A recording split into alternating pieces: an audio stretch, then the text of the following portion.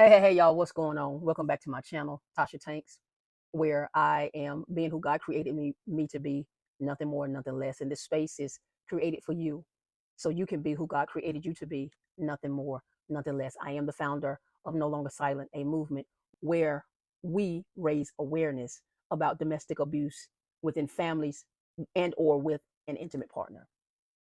Today, I'm going to talk about a story, how I went from hate and unforgiveness to love and forgiveness. And it started with, well, I guess I can go back as far as 8 years old when my mom, she got married to my stepdad. And he was more like my dad, but I did not accept him, y'all. I gave him a hard time. Oh my God. I gave him a hard time. My mom and dad was married for 14 years. In the first 9 years of their marriage, I gave him complete hell, like hell.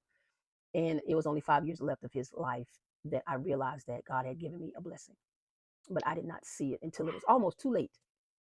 But I want to back up a little bit. But I just wanted to share that part with you because the story that I'm going to share with you is about my biological father and how I went from hate to love, from unforgiveness to forgiveness. And I say age 8 because that's when I could remember when I realized that my biological father wasn't in my life. Like he was not in my life. And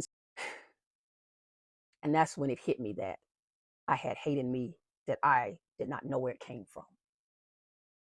Well, fast forwarding, I was married. This is my first marriage that I'm speaking of.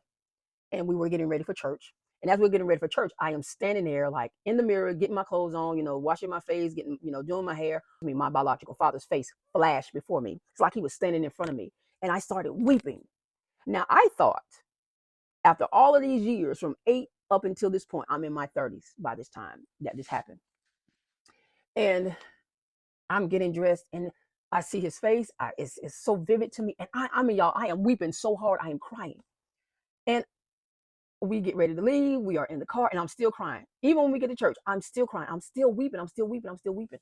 And as I'm sitting in church, I get on my knees and I begin to pray while I'm still crying, like not crying. And I still see my biological father's face before me. And I'm like, God, why am I seeing his face? And the Lord reminded me, or he told me that there was still hate in my heart towards my father, towards the man that gave seed to give me life.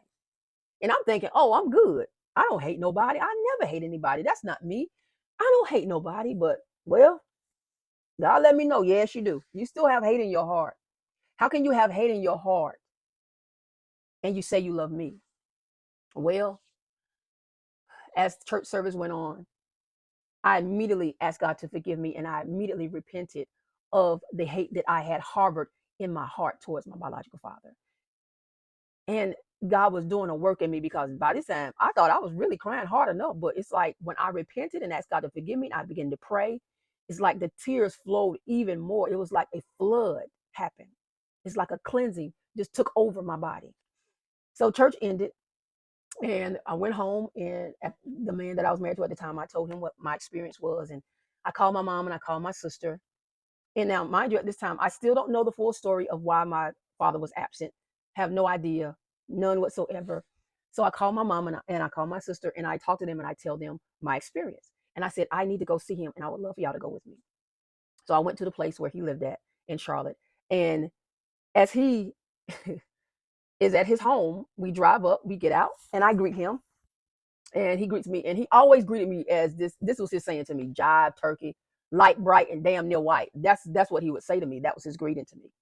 And I laughed it off, but I still had some tears in my eyes. My voice was cracking, and I said, can I talk to you for a moment? So my mom and my sister was in the car. I think my daughter was with me at the time also, but they stayed in the car. And I took my dad to the side and I told him, I said, I forgive you. And he looked at me like this, like, what do you need to forgive me for? That's the kind of look he gave me. And I told him, I said, I forgive you. I forgive you for not being there. I forgive you for not being the father to me that I felt that you should have been to me. I forgive you and I love you. Y'all, that went left. It went left, y'all. It went left. He poked me in my chest, like to the point where it was so forceful that he was pushing me back and I was backing back. Now I cannot see my sister's face or her body language at this point. I have no idea what she's looking like. I don't know what's going on with her. I can't see because my back was facing them and he was facing. Well, anyway, so he's poking me and I'm being pushed back. And then he says to me, you don't need to forgive me for anything. I didn't do anything to you. And I was just in awe of that. And I'm like, God, who? And I couldn't say anything else. I didn't say anything else. And I walked away. I got in the car. And my sister, she was out the car. She was like, now what's going on now? She by this now, at that point in her life, she was off the chain. She's still off the chain. And she was like, oh no, this it ain't. And so my mom was like, let's go. And so we left. I cried. But then it wasn't one of those cries where I felt bad, like he hurt my feelings. It was a cry that I felt sorry for him.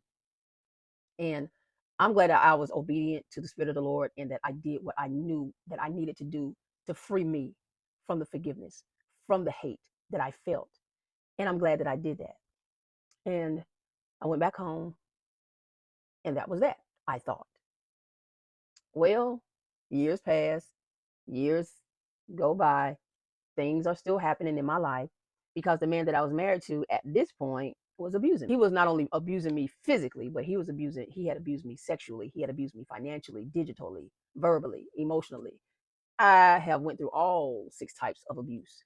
And the fact that my father, gave seed for me to live was not there. And he, my biological father, he actually approached me and he attempted to try to sexually abuse me as well.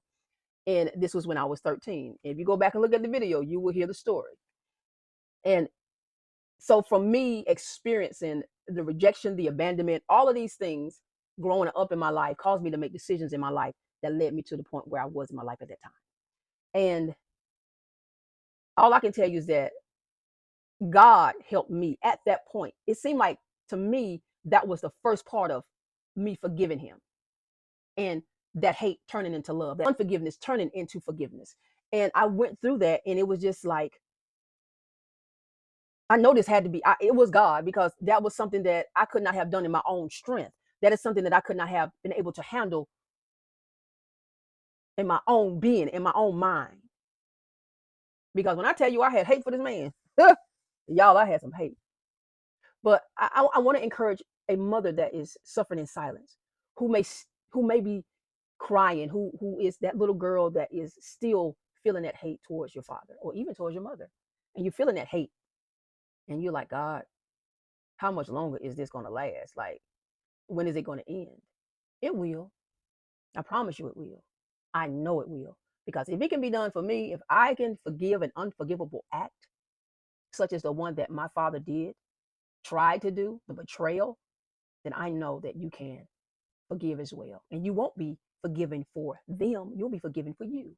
Because if you remain in unforgiveness, then you're keeping your life in the past, and you will remain stuck. And you'll never move. You'll never move. But I want to share something with you. I want to share a scripture with you that has helped me throughout my life. So, Colossians chapter 3, verse 13. Bear with each other and forgive one another. If any of you has a grievance against someone, forgive as the Lord forgave you. That's the NIV version. I'm going to read that again. Colossians chapter 3, verse 13. Bear with each other and forgive one another. If any of you has a grievance against someone, forgive as the Lord forgave you. That right there sums it all up. And that's how you will be able to move from hate to love, move from unforgiveness to forgiveness. God will give you the strength to do so.